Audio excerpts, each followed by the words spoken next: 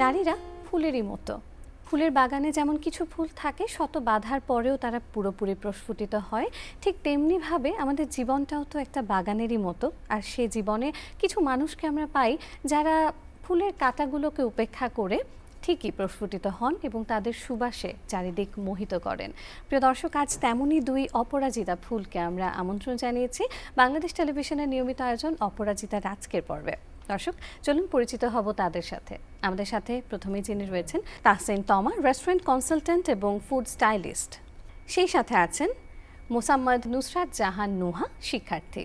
প্রিয় দর্শক, আমাদের আজকের এই দুই অপরাজিতার কাছ থেকে আমরা শুনবো তাদের অপরাজেয় হয়ে থাকার গল্প এবং তাদের পুরো জীবনের যে যাত্রাটা, সেই যাত্রাটাকে তারা কিভাবে তাদের মতো করে নিজের দখলে নিয়ে এসেছেন। প্রথমেই আমি তমাপুর কাছে আসতে চাই। আপনি দীর্ঘদিন ধরে এই প্রফেশনের সাথে রয়েছেন, ফুড নিয়েই কাজ করছেন এবং ফুড স্পেশালিস্ট হিসেবে বিভিন্ন প্রতিষ্ঠানের সাথে আপনার কাজ করার সুযোগ হয়েছে। সেই প্রসঙ্গগুলোতে একে একে আসবো। তার আগে শুরুতেই যদি জানতে চাই, একদম ছোটবেলাটা কোথায় কেটেছে, কিভাবে কেটেছে? আমার জন্ম ঢাকাতেই, আর আমার বেড়ে ওঠাও ছোটবেলা থেকে ঢাকাতেই। তো দেখা গেছে যে আমাদের ফ্যামিলিটা না খুবই ছোট ছিল। আমার আব্বু মারা গেছেন অনেক, আমি যখন অনেক ছোট ছিলাম, আমার যখন 3 বছর বয়স তখন আমার বাবা বেসিক্যালি মারা যান। তো এরপর থেকে আমার আম্মু আমাদের 3 বোনকে নিয়ে পুরো সংসারটা আসলে মেনটেন করেন। তো ওই যে থাকে না যে যেহেতু মানে ফ্যামিলিতে কোনো মেল কেউ ছিল না, পুরো ফিমেলদের একটা হচ্ছে গিয়ে জাস্ট আমরা গ্রুপ ছিলাম। তো আমাকে দেখা গেছে যে একটা ছেলের দায়িত্ব পালন করতে হচ্ছে, একটা মেয়ের দায়িত্ব পালন করতে হচ্ছে। যেহেতু আম্মুকে ছোটবেলা থেকে দেখে আসছি, আর আম্মু বেসিক্যালি আমাদেরকে ওভাবেই বড় করেছেন যাতে কখনো মানে আমাদের অন্যের হেল্প না মানে প্রয়োজন পড়ে। সো ছোটবেলাতেই বেড়ে ওঠাটা ওভাবে করেই, ইভেন আম্মু আমাদেরকে পড়াশোনাও করিয়েছে, কারণ আমার আব্বুর ইচ্ছা ছিল যাতে আমরা মানে আব্বুর লাস্ট একটা কথাই আম্মুর কাছে ছিল যে তুমি আর জীবনে যাই করো না কেন, আমার 3টা মেয়েকে তুমি পড়াশোনাটা শেষ করাবে, আর আমার 3টা মেয়েকে তুমি মানুষের মতো মানুষ করবে। সো আম্মু কিন্তু সেই কথাটাই রেখেছেন। আর আমরা 3 বোন, আর আলহামদুলিল্লাহ আমরা 3জন কিন্তু 3জনের লাইফে বা 3জনের ক্যারিয়ারে ভালো প্রতিষ্ঠিত। চমৎকার। গল্পগুলো আরও আস্তে আস্তে এগোবে। এবারে চলে আসি নুহার কাছে। নুহা, একদম ছোটবেলা কোথায় কেটেছে, বাড়িতে কে কে আছে? আমার জন্ম পঞ্চগড়েই, আমরা প্রপার পঞ্চগড়েই থাকি। আমার আব্বু আম্মু আর আমরা 5 ভাই বোন। বাসায় বেশ সবসময় একটা সরগরম একটা পরিবেশ নিশ্চয়ই হ্যাঁ, থাকে। আমি যেহেতু সব থেকে ছোট, আমার বড় ভাই বোনরা আগেই ঢাকায় পড়তে চলে আসছে, যার কারণে ছোটবেলা শুধু আমার মেজো বোনের সাথেই আমার বেশিরভাগ সময় কাটছে। আস্তে আস্তে আমরা অন্য গল্পগুলো শুনবো। এবারে আবারও ফিরে আসি একটু তমাপুর কাছে। তমাপু, আপনি প্রায় দীর্ঘ 10 বছরের মতো হয়েছে এই প্রফেশনের সাথে রয়েছেন। কখন মনে হলো যে আপনি রেস্টুরেন্ট কনসালটেন্ট অথবা ফুড স্টাইলিস্ট হিসেবে কাজ করতে পারেন বা আগ্রহ পেয়েছেন মনে হয়? বেসিক্যালি রেস্টুরেন্ট কনসালটেন্ট বা ফুড স্টাইলিস্টের জার্নিটা আমার কিন্তু খুবই শর্ট, মানে এটা কিন্তু আমি 4 বছর হলো স্টার্ট করেছি। বাট এর আগে কিন্তু আমি আমার যে ক্যারিয়ারটা আমি স্টার্ট করেছিলাম ক্যাটারিং বিজনেস দিয়ে। আচ্ছা। তো দেখা গেছে যখন আমি ইউনিভার্সিটির একদম লাস্ট ইয়ারে ছিলাম তখন আমার আম্মু মারা যান। তো ওই টাইমটা খুবই মানে আমার মনে হয় যারা স্টুডেন্ট আছে সবাই আর কি স্ট্রাগল করে যে আমি ক্যারিয়ারটা কোন দিকে নিব। আর তাছাড়া আমার ফ্যামিলিতে যেহেতু এরকম একটা ইস্যুস হয়ে গেছিল যে মানে আম্মু চলে গেছে, আমরা 2 বোন একা হয়ে গেছি, কারণ তখন আমার যে মেজো বোন ছিল আপু অলরেডি দেশের বাইরে সেটেল ছিল। সো আমি আর আমার বড় বোন আমরা দুজনেই বাংলাদেশে ছিলাম। এখন ওই টাইমটাতে না খুবই স্ট্রাগল করছিলাম আপু যে কী করব বা ক্যারিয়ারটা কোন দিকে স্টার্ট করব। তখন হঠাৎ করে ফেসবুক স্ক্রলিং করতে করতে দেখলাম যে অনলাইন বিজনেস বা অনলাইন হোমমেড ফুডের যে চাহিদাটা এটা অনেক বেশি, বা মানুষ তখন মাত্র স্টার্ট করছে। সো ওইটা দেখে আমার মনে হলো আচ্ছা ঠিক আছে, আমি তাহলে এক কাজ করি, আমি বাসা থেকেই, যেহেতু আমার কোনো ইনভেস্টমেন্ট নাই আর ইনভেস্ট করার মতো তখন আমার ক্যাপাবিলিটিও ছিল না, তো এটা আমার জন্য একটা বেস্ট অপশন, আমি বাসা থেকে তাহলে ক্যাটারিং বিজনেসটা স্টার্ট করি। সো বেসিক্যালি ক্যাটারিং দিয়ে আমার জার্নিটা স্টার্ট হয়। অ্যান্ড দেন যখন ক্যাটারিং শুরু করি তখন ওই মানে সোশ্যাল মিডিয়ার থ্রুতেই আমার চোখে পড়ে যে বিভিন্ন ছোট ছোট কিছু কম্পিটিশন, ঠিক আছে, যেটা হচ্ছে গিয়ে আপনার ফুড আর্টিস্টদেরকে নিয়ে বা বেসিক্যালি ফুড রিলেটেড যে শো, রেসিপি শো, এরকম টাইপের কিছু কম্পিটিশন অ্যারেঞ্জ করছে। তো তখন আমি এরকমই একটা কম্পিটিশন ছিল একটা কোম্পানির, ওটাতে আমি পার্টিসিপেট করার পর আমি শর্টলিস্ট হওয়ার পরে আমি মানে ফার্স্ট টাইমই পার্টিসিপেট করে আমি সেকেন্ড হয়েছিলাম। ওইটা থেকেই বেসিক্যালি আমার শুরু। দেন আমি হচ্ছে গিয়ে কিছু শর্ট কোর্স করলাম, যেটা 3 মান্থসের কোর্স থাকে। তো যখন আমি কোর্স শুরু করেছি আপু, কোর্স চলাকালীন তখন আমার মনে হলো যে না, শুধু 3 মাসের কোর্সেই আমার এই নলেজটা আসলে সীমাবদ্ধ থাকতে পারে না, আমাকে এটা আরও দূর এগিয়ে নিয়ে যেতে হবে, আরও আমাকে এটা মানে আরও অনেক কিছু জানতে হবে। এই যে এরপর আস্তে আস্তে করে আরও শেখা, আরও কীভাবে ডেভেলপ করা যায় সেদিকে আস্তে আস্তে এগোনো হলো। এক্স্যাক্টলি। অ্যান্ড দেন ওইটার পরে আমার যেটা মেইন আরেকটা স্ট্রাগল ছিল সেটা হচ্ছে যে আমি যখন কোর্স করি, তো কোর্স শেষ করার পর না আমাদের কালিনারি ইন্ডাস্ট্রিতে একটা সিস্টেমই আছে যে আপনাকে 3 মান্থস হোক বা আপনি 1 বছর হোক বা 3 বছরের হোক, কোর্স শেষ করার পর আপনাকে একটা ইন্ডাস্ট্রিয়াল অ্যাটাচমেন্ট করতে হবে, আদারওয়াইজ আপনার কোর্সটা কিন্তু ইনকমপ্লিট থেকে যাবে। তো আমি যখন ফার্স্ট আমার যে 3 মান্থসের একটা বেসিক কোর্স আছে সেটা করি, ওইটা করার পর আমার বাংলাদেশের একটা 5 তারকা হোটেলেই, খুব ভালো একটা হোটেল, যেখানে আমার ইন্টার্নশিপ হয়েছিল। তা আমি আমার ফ্যামিলিকে অনেকভাবে ম্যানেজ করার ট্রাই করেছি যে আমি ইন্টার্নশিপটা আসলে করতে চাই, বাট আমার বোনরা আমাকে অ্যালাউ করে নাই। আমাদের বাংলাদেশের ফ্যামিলি বা বাংলাদেশের মানুষের একটা ভ্রান্ত ধারণা যে বাংলাদেশের হোটেল সেক্টরটা ভালো না, স্পেশালি মেয়েদের জন্য সেফ না বা মেয়েদের জন্য ভালো না। তো ওই চিন্তাধারা থেকেই তারা আমাকে হচ্ছে গিয়ে সেই মানে ইন্টার্নশিপটা আমাকে করতে দেয়নি। কারণ আমি যদি 2017 বা 18 দিকে সেই ইন্টার্নশিপটা করতে পারতাম, তাহলে হয়তো আজকে আমার এই ডেজিগনেশনটা আরও উপরের দিকে থাকতো। তো যাক, আমার এই ছোট ছোট আরও অনেক কিছু অবস্টিকল ছিল, লাইক আমি সব জায়গায় চাইলেও পার্টিসিপেট করতে পারতাম না, যেহেতু আমার ফ্যামিলি থেকে একটা রেস্ট্রিকশন ছিল। হয়তো এই রেস্ট্রিকশনটা হওয়ার একটা রিজন আছে, যেহেতু আম্মু নেই আব্বু নেই, আমি যেহেতু আমার বোনের দায়িত্বে ছিলাম, তো দেখা গেছে আপু আমাকে নিয়ে অনেক চিন্তা করতো। সেই চিন্তাধারা থেকেই না আমাকে আসলে মানে সব জায়গায় আপু যেতে দেওয়া আসলে হতো না বা কিছু। তো ওই একটা মেইন অবস্টিকল ছিল আমার লাইফে। সেকেন্ড থিং, দেখা গেছে যে একটা কাজ একটা মানুষ কিন্তু একা করতে পারে না, কখনোই তার পক্ষে একা করা সম্ভব না। বাট আমাকে যে আমার ওই সময়টাতে আমার কাজগুলোতে হেল্প করবে এরকম একটা মানুষ ছিল না। যদি 200 মানুষের রান্না হতো, সেই 200 মানুষের রান্নার প্রিপারেশন থেকে শুরু করে রান্না সব কিছু আমি এক হাতেই করতাম, একাই করতাম। আমার কিন্তু কোনো সাপোর্ট বা কোনো হেল্পিং হ্যান্ড কেউ ছিল না। ইভেন ডেলিভারিটাও কিন্তু আমি নিজে গিয়েই করতাম। ও মাই গড, মানে এটা তো একটা বিশাল কর্মযজ্ঞ। তখন তো অনেক কিছু বুঝতাম না, বয়সও কম ছিল আপু, ওরকম স্ট্রং ছিলাম। আমার এখনো মনে আছে, আমার বাসা যেহেতু 6 তলায় ছিল, আমি 6 তলা থেকে নিচ তলায় 12 কেজির একটা সিলিন্ডার নামাবো। হ্যাঁ, আগের দিন আমার বাসায় দিয়ে গেছে, তো আমি কোনো লোক পাচ্ছি না 12 কেজি সে সিলিন্ডারটা নিচে নামানোর জন্য। আমি নিজে ভোর 6টার দিকে সেই সিলিন্ডারটা 6 তলা থেকে নিচতলায় একা হাতে নামিয়েছি।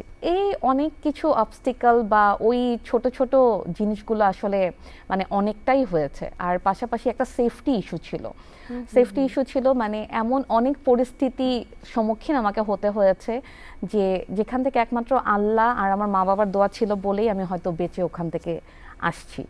ঠিক তাই, মানে আমরা যখন আসলে নানান ধরনের এরকম বিপদ কিংবা অসুবিধার মধ্যে পড়ি বা যেটাকে আমরা অবস্ট্যাকলস বলতে পারি, তখন আসলে সৃষ্টিকর্তা কিভাবে কিভাবে যেন আমাদেরকে আসলে সাহায্য করেন, যখন আমাদের মন থেকে আসলে একটা সৎ নিয়ত থাকে বা ইচ্ছে থাকে। আর আমাদের পারিপার্শ্বিক যে মানুষগুলো, তারা যদি আমাদের প্রতি আরেকটু সহযোগিতাপূর্ণ মনোভাব নিয়ে এগিয়ে আসে, তাহলে আমার মনে হয় আমাদের মেয়েদের সবগুলো স্ট্রাগল আসলে আরও অনেক বেশি স্মুথ হয়ে যেত। আমি আবার একটু নুহার কাছে ফিরতে চাই। নুহা, যখন বোঝা গেল যে হ্যাঁ বোন ক্যান্সার ধরা পড়েছে, তারপরে কি হলো? এরপরের জার্নিটা কেমন ছিল? আমি শুধু জানতাম যে আমার বড় কিছু হয়েছে।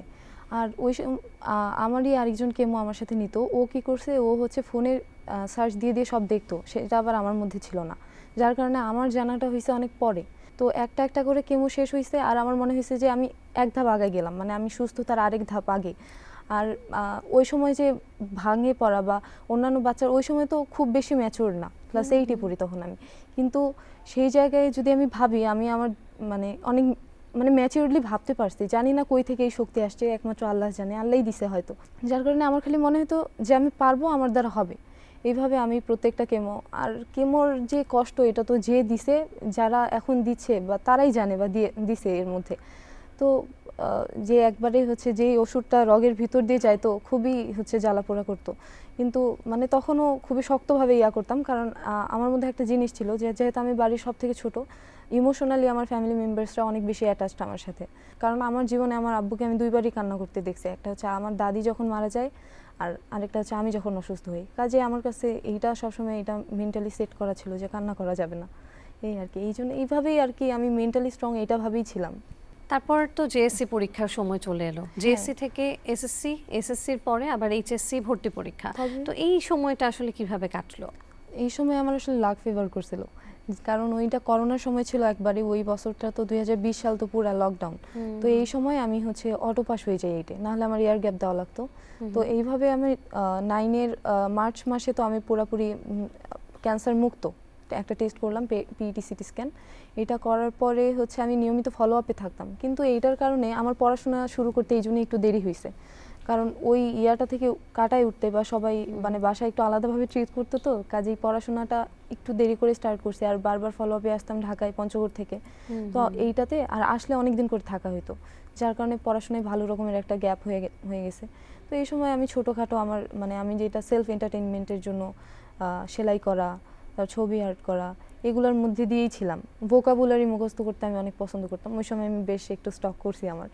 তো এরপরে 9-এর পরীক্ষা আমি হচ্ছে, আমার বড় বোন আমাকে ছোট থেকেই মানে আমার যে মানে ম্যাথ আর হচ্ছে সায়েন্স, এই দুইটা সাবজেক্ট ও আমাকে পড়াইতো, আর বাকিগুলো আমি হচ্ছে আমার নিজে থেকেই পড়ে ফেলতাম। এই করে আমি হচ্ছে ক্লাস 9-এর যে বার্ষিক পরীক্ষা সেটা হচ্ছে দেই। তো এইটাতে রোল কিছুটা আমার পিছাইছে, তাও মানে হচ্ছে আমি দিতে পারছি। তখন আমার কাছে মনে হয়েছে যে না, ঠিক আছে। আর এর মাঝে আমি আমার যে ছোট থেকে আমার যেই স্যারের কাছে পড়ছি, ওনার কাছে যেই ফ্রেন্ডরা পড়তো, শুরু থেকে ওখানে একটা কম্পিটিটিভ পরিবেশ ছিল। তো আমি খোঁজ রাখতাম যে ওরা কি পড়তেছে, কি করতেছে। তো 9-এর পরীক্ষা দেওয়ার পর আমি প্রথম মানে আমি রিয়েলাইজ করলাম যে না, মানে আমার তো যা হয়েছে পায়ে হয়েছে, কিন্তু আমার তো ব্রেইন ঠিক আছে, মানে আমি ওদের সাথে প্রতিযোগিতা করতে পারতেছি। তারপরে আমি আর এটাকে ঠিক মানে এটা যে একটা আলাদা বাধা, এটাকে আমি কখনো বাধা হিসেবে মনে করি নাই। এইটাই হচ্ছে সব থেকে ইম্পর্টেন্ট জিনিস আমি মনে করি। এটা দৈনন্দিন জীবনের একটা অংশ হয়ে গেছে এক সময়। হ্যাঁ হ্যাঁ। আর শীতের দিনটাতে অবশ্য বেশি, শীতের দিনগুলোতে পঞ্চগড়ে তো প্রচণ্ড শীত। তো ওই সময় শীতের দিনে আমি যদি কোনো প্রাইভেট, তো আমি খুবই কম যাইতাম বা যাইতামও না, যখন মন চাইতো আর কি। তো আসলে বাইর হইলে পায়ে ঠান্ডা লাগলে প্রচণ্ড ব্যথা, মানে সেই ব্যথা আর কি বলবো, এইগুলাই আর কি বাধা ছিল। এসএসসি আর এইচএসসির রেজাল্ট কিরকম হয়েছিল? আমার এসএসসি রেজাল্ট ছিল হচ্ছে জিপিএ 5 পাইছিলাম আমি, কিন্তু হচ্ছে গোল্ডেন হয়নি সেবার। আর এইচএসসিতে আমি হচ্ছে গোল্ডেন পাইছি, বৃত্তি ও অষ্টে ট্যালেন্ট পুলে বোর্ডে 17তম। গোল্ডেন পাওয়াটা আসলে খুব জরুরি বিষয় না, এই যে নানান রকম মানসিক একটা বাধার জায়গা তো থাকেই, হ্যাঁ, সবসময় একটা অস্বস্তির মধ্যে তো থাকতেই হয়। এর মধ্য দিয়ে জিপিএ 5 মানেই সেটা অনেক কিছু, এটা অনেক বড় পুরস্কার, অনেক বড় প্রাপ্তি। সবার সাথে মানে টিচাররাও কখনো আলাদা করে ফিল করায় নাই যে আমি আলাদা, সবার থেকে আলাদা। তো আমি যাদের সাথে কম্পিট করতাম, ওরা যখন অনেক ভালো করছে, তো সেই জায়গা থেকে আমার মনে হয়েছে যা হোক, এটা পরে বড় হয়ে বুঝছি যে এতটা না। এখন তুমি সত্যিই সবার থেকে আলাদা, তার কারণ ঢাকা বিশ্ববিদ্যালয়ের মতো একটি প্রতিষ্ঠানে 100তম মেধা স্থান তুমি অধিকার করে নিয়েছো। সেই জায়গা থেকে বলতেই হয় যে তুমি সত্যি অন্য অনেকের থেকেই আলাদা। এবং হয় না যে অনেকে অনেক সুযোগ সুবিধা পেয়েও কিন্তু আসলে এরকম স্বপ্নের একটা প্রতিষ্ঠান, দেশের সর্বশ্রেষ্ঠ একটা প্রতিষ্ঠান, সেখানে পড়ার সুযোগটা কিন্তু পায় না। তোমার জন্য এত কিছুর পরেও এই যে সুযোগটা সৃষ্টিকর্তা তোমার কাছে এনে দিয়েছেন, সেটা নিঃসন্দেহে তোমার সাহস, তোমার পরিশ্রম, সব কিছুর কারণেই তোমার কাছে এসেছে। আবার আমরা এই গল্পে ফিরে আসব, এবারে আবার তোমার কাছে ফিরছি। তোমা, এরপরের যাত্রাটা কিরকম ছিল? পরের যাত্রাটা বেসিক্যালি আমার জন্য অনেক স্মুথ হয়ে যায়, কারণ ততদিনে আমি আসলে আরেকজনের আন্ডারে চলে যাই, লাইক ততদিনে আমার বিয়ে হয়ে যায়। তো আমার হাজব্যান্ড আবার খুবই সাপোর্টিভ, যেহেতু সেও হচ্ছে গিয়ে এই সেক্টরেরই মানুষ, তো সে আর কি বুঝে, আমার কাজের ভ্যালিউটা বুঝে। আমার বিয়ের পরেই কিন্তু আমি বাংলাদেশের অনেক বড় 2টা কুকিং কম্পিটিশন বা কুকিং রিয়ালিটি শো, সেটাতে পার্টিসিপেট করি। অ্যান্ড পার্টিসিপেট করার পর একটাতে আমি হচ্ছে গিয়ে 3rd হয়েছিলাম, আরেকটাতে আমার পজিশন 9 হয়েছিল। আর এই যেটা সেকেন্ড কম্পিটিশন, যেটাতে আমি 9th হয়েছি, ওই কম্পিটিশনটাতে আমার না পার্টিসিপেট করার ইচ্ছা ছিল 2018তেই, বাট ওই কম্পিটিশনের একটা নিয়ম আছে, ওখানে হচ্ছে গিয়ে প্রায় 41 দিন বা 45 দিনের মতো ক্যাম্পে থাকতে হয় আমাদেরকে। তো 2018-র দিকে যখন আমি চিন্তা করেছিলাম পার্টিসিপেট করব, আমার বাসা থেকে আমাকে আসলে অ্যালাউ করেনি, যার কারণে আমি পার্টিসিপেটও করতে পারিনি। বাট আমার হাজব্যান্ড আমাকে অ্যালাউ করেছে। ইভেন আমি আমার বিয়ের পরেই কিন্তু 3 ইয়ার্সের একটা ডিপ্লোমাও করেছি হোটেল ইন্ডাস্ট্রির উপর। অ্যান্ড দেন আমার যে ইন্টার্নশিপটা পেন্ডিং ছিল, আমি সেই ইন্টার্নশিপটা শেষ করেছি বাংলাদেশের একটা 5 তারকা হোটেল থেকে। অ্যান্ড ইন্টার্নশিপ শেষ করে আমি কিন্তু ওখানেই কাজ করেছি। হ্যাঁ, ওখানেই আমার বেশ কিছুদিন কাজ করা হয়েছে। অ্যান্ড এরপরে আমি একজন শেফ ট্রেনার হিসেবে কাজ করেছি বিভিন্ন ট্রেনিং ইনস্টিটিউটে, আমি গেস্ট ট্রেনার হিসেবে ক্লাস করাতাম। তো এর মাঝখানে মানে সব কিছুই খুব স্মুথ যাচ্ছিল আপু। তারপরে হয় না যে আসলে সবার জন্য আসলে সব কিছু হয় না। তো আমার 2023 পর্যন্ত আমি অ্যাজ এ গেস্ট ট্রেনার হিসেবে বা হচ্ছে গিয়ে আপনার মানে এই কালিনারির সাথেই জড়িত ছিলাম। বাট 2023-এর দিকে আমার একটা মানে প্রবলেম ফাইন্ড আউট হয়, যেটা হচ্ছে গিয়ে গ্রেড 2 আর্থ্রাইটিক্স। আমার রাইট নি জয়েন্টের হাড় কিন্তু ক্ষয় হয়ে গেছে। তো ওইটা 2023-এর দিকে বেসিক্যালি আমি বুঝতে পারি। তো যখন আমি ডক্টর দেখাই, তখন ডক্টর অনেক পরীক্ষা করে, অনেক এক্সামিনেশনের পর উনি যেটা ফাইন্ড আউট করে যে আমার ছোটবেলা থেকেই যেহেতু বোনস নাকি অনেক নরম ছিল, হাড় অনেক নরম হওয়াতে আমার আসলে বড় হওয়ার সাথে সাথে এই প্রবলেমটা হচ্ছে গিয়ে বেড়েছে। আর আমার যেহেতু হাইট অনেক বেশি, তো তখন ডক্টর আমাকে ডিরেক্টলি মানা করে দেয় যে আপনাকে যদি সুস্থ থাকতে হয় আপনাকে প্রফেশন চেঞ্জ করতে হবে। আচ্ছা, মানে যেটা আমার জন্য মানে খুব ইম্পসিবল, যেহেতু আমি অলরেডি তখন 5 থেকে 6 বছর আমার কিন্তু এই ফিল্ডে হয়ে গেছে। আমি চাইলেই এখন কিন্তু সেখান থেকে সুইচ করে অন্য একটা ফিল্ডে আমি মানে শুরু করতে পারবো না, বা যেটা আমার শুরু করা এটা আসলে খুব কঠিন একটা কঠিন একটা বিষয়, পসিবল না। সো তখন আমি আমার বাসায় ডিসকাস করলাম, আমাকে মানে একটা লং টাইম আমি অবজারভেশনে ছিলাম, আমাকে কিছু ইনজেকশনও নিতে হয়েছে।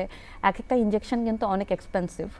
বেসিক্যালি এটা আমি আসলে কোথাও বলিনি, but this is the first time আমি এটা শেয়ার করছি, কারণ আমার মনে হয় যে এটা আসলে সবার জানা উচিত যে কোনো একটা অবস্টিকল থেকে নুহা যেরকম শেয়ার করলো যে ও একটা অবস্টিকল, ওর অবস্টিকলটা অনেক বড় ছিল, বাট আমার কাছে আমার অবস্টিকলটাও কিন্তু অনেক বড় ছিল।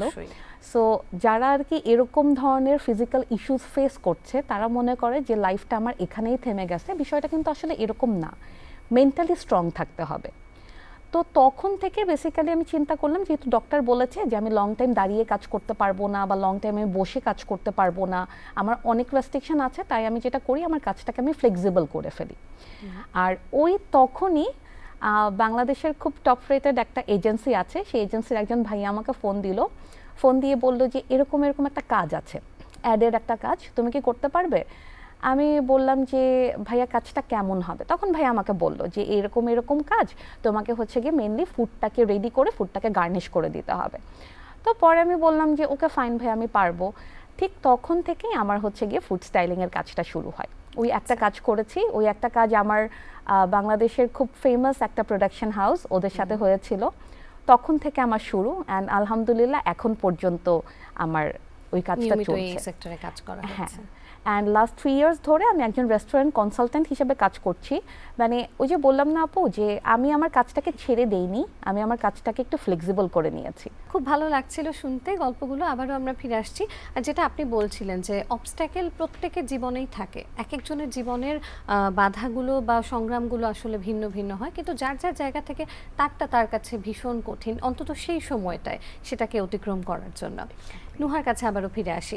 নুহা, তারপরে যে এখন যখন ঢাকা বিশ্ববিদ্যালয়ের ভর্তি পরীক্ষা হয়ে গেল, ভর্তি পরীক্ষাকে তো আমরা ভর্তি যুদ্ধ শুনে থাকি, যদিও আমরা সেটা বলতে চাই না, মনে করতে চাই না, কিন্তু তারপরেও এই ভর্তি পরীক্ষার পর এখন এই যে এই সাফল্য, কেমন লাগছে? সবাই কি বলছে? পরিবারের সবার অনুভূতি কি?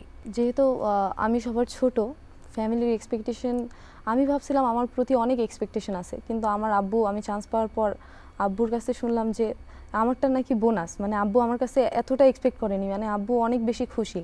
তো আমার বড় ভাই বোন যারা, ওরা দুইজনই ল পাইছিল, দুইজন, কিন্তু ওরা কেউ পড়ে নাই। আর হচ্ছে তাই আব্বুর এক্সপেকটেশনটা যে যায় আমার দ্বারা পূরণ হবে, এটা আসলে আব্বুর কাছে অনেক বেশি আনন্দ লাগতেছে। আর আব্বুর মানে এই যে আমি যে এই ইয়াটা পূরণ করতে পারলাম, এটা তো আমার কাছে অনেক বেশি ভালো লাগতেছে। আর আমি তো একটু কি বলবো ইন্ট্রোভার্টেড, বা আমি অত ইয়াতে ছিলাম না, যেহেতু স্কুল 8 থেকে আমি আর হচ্ছে স্কুলে সেইভাবে যাই নাই, কলেজেও আমি খুব একটা না, ফ্রেন্ড সার্কেল বলতে ওই 4-5 জন এরকম একটা অবস্থা। যার কারণে এখন যে মানে সবাই যে অনেক মানে মেসেজ করে সবাই অভিনন্দন জানাচ্ছে বা অনেকে ইন্সপায়ার্ড হচ্ছে, এই জিনিসটা ভাবে অনেক ভালো লাগে। ইভেন অনেক ক্যান্সার পেশেন্ট যারা এখন যুদ্ধ করতেছে তারা হচ্ছে মেসেজ দিছে যে হচ্ছে মানে এটা ইন্সপিরেশন হিসেবে তোমাকে দেখতেছে। দেখে সবাই আসলে অনুপ্রাণিত হ্যাঁ, হচ্ছে। এই জিনিসটা অনেক ভালো লাগতেছে যে আলটিমেটলি কেউ যদি আমার স্টোরিটা শুনে কেউ যদি হচ্ছে ইন্সপায়ার্ড হয়, মন থেকে প্রশান্তি ফিল করে, এটা আমার জন্য অনেক বড় পাওয়া। আবারও একটু তোমার কাছে ফিরে আসি। আমরা অনুষ্ঠানের প্রায় শেষ প্রান্তে চলে এসেছি। এই প্রফেশনে যারা আসতে চায়, অর্থাৎ রেস্টুরেন্ট কনসালটেন্ট অথবা ফুড নিয়ে যারা কাজ করতে ভালোবাসে, কাজ করতে চায় বা প্রফেশন হিসেবে নিতে চায়, বিশেষ করে নারীদের ক্ষেত্রে, তাদের জন্য আপনার পরামর্শ কি থাকবে? স্পেশালি ফিমেলদের জন্য আপু আমার যেটা মানে একটা ওপিনিয়ন, মানে আমার সাজেশন থাকবে, ফ্যামিলি সাপোর্টটা মেইন। মানে ফ্যামিলির সাপোর্টের বাইরে গিয়ে আসলে কিছু করাটা কখনোই উচিত না, কারণ দেখা গেছে কি যদি ফ্যামিলির সাপোর্ট ছাড়া কেউ এই জার্নিটা স্টার্ট করে তাহলে কিন্তু একটা মিডল পয়েন্টে এসে ওই জার্নিটা কিন্তু থেমে যায় বা বাধ্য হয়ে তাকে কিন্তু ওই জায়গাটা থেকে সরে আসতে হয়। তো আমার কাছে মনে হয় যে এই প্রফেশনটা খুবই কঠিন, কারণ এই প্রফেশনে না আপনার সময়ের কোনো নিশ্চয়তা থাকে না, আপনার পার্সোনাল লাইফ বলতে কিছু থাকে না। এই জিনিসগুলো যদি কেউ স্যাক্রিফাইস করে এই সেক্টরটাতে আসতে চায় তাহলেই আসা উচিত, আদারওয়াইজ এই সেক্টরটা চেঞ্জ করে অন্য কোনো সেক্টরে ইনভলভ হওয়া উচিত। আর আত্মবিশ্বাস আর হচ্ছে গিয়ে নিজের প্রতি যে একটা মানে ভরসা, এই জিনিসটা সবসময় রাখতে হবে, আর নিজের গোলটাকে সেট রাখতে হবে যে হ্যাঁ আমি এই প্রফেশনেই আমার ক্যারিয়ার করতে চাই, তার মানে আমি এই প্রফেশনেই করব। বাট ওই যে আমি হুজুকের মাথায় এই প্রফেশনটাকে সিলেক্ট করলাম, মাঝপথে গিয়ে আমি দেখলাম যে না এটার প্রেশার আমি নিতে পারছি না, আমার জন্য অনেক বার্ডেন হয়ে গেছে, তখন আমি এই প্রফেশনটা সুইচ করে অন্য কোনো প্রফেশনে চলে যাব, মানে এটা না করাটাই বেটার।